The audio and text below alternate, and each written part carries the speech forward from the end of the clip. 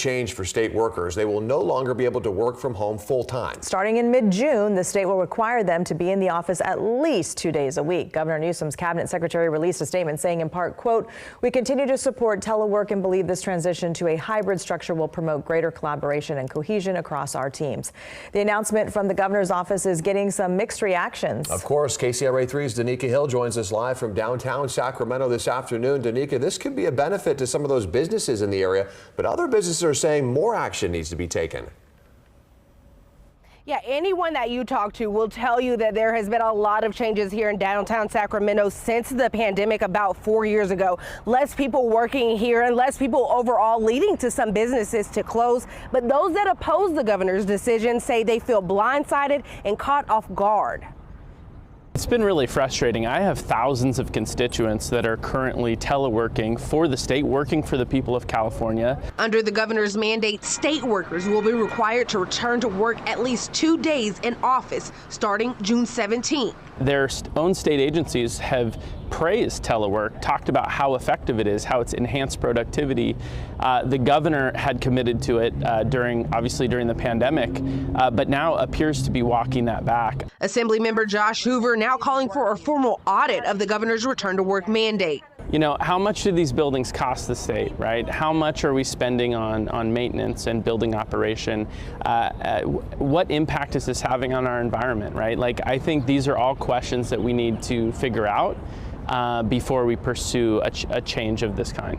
Just a few weeks ago, Mayor Darrell Steinberg said downtown Sacramento was set to lose billions over the next 20 years because of the number of state workers who haven't come back to their offices. When you have tens of thousands of people who are not downtown 5 days a week, it affects the restaurants, it affects the other businesses. Mike Testa, president and CEO of Visit Sacramento, says this could be a key move for the area. I think this gives a glimmer of hope, not only that it will help revive some of their businesses, but you know, there's folks still hanging on by a thread since COVID, and any kind of revenue is helpful. So I think there's a little bit of excitement and hope that maybe this will change things moving forward a bit. We have to have the support from other people to do it. And if they don't come back, then you can, kiss us all goodbye. Debbie Rajkumar, the owner and one of only 2 employees at Cafe Connection directly across the street from the state capitol, says she's contemplated closing the restaurant in recent years. Since the pandemic, we struggled quite a bit, and everything is so sky high. We can't increase the price, and because we want people to come in. And because of that reason, we struggled quite a bit. Having people come back to work, it's a big plus. Despite the potential benefits for downtown businesses, Hoover says the state should go about it a different way. We have a lot of work to do to revitalize downtown Sacramento. We need to add more housing.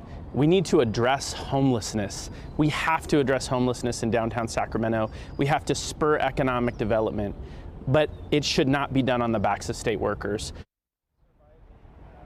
If Hoover's audit is approved, they'll begin digging into what led to the governor's decision, which could delay the start of this mandate. However, Hoover tells me it's ultimately going to be left up to Governor Newsom. Here in downtown Sacramento, Danica Hill, KCRA 3 News. All right, Danica, thank you. And the Downtown Sacramento Partnership released a statement in response to the mandate, saying this in part: "We appreciate the comments from Governor Newsom on the values of in-person collaboration.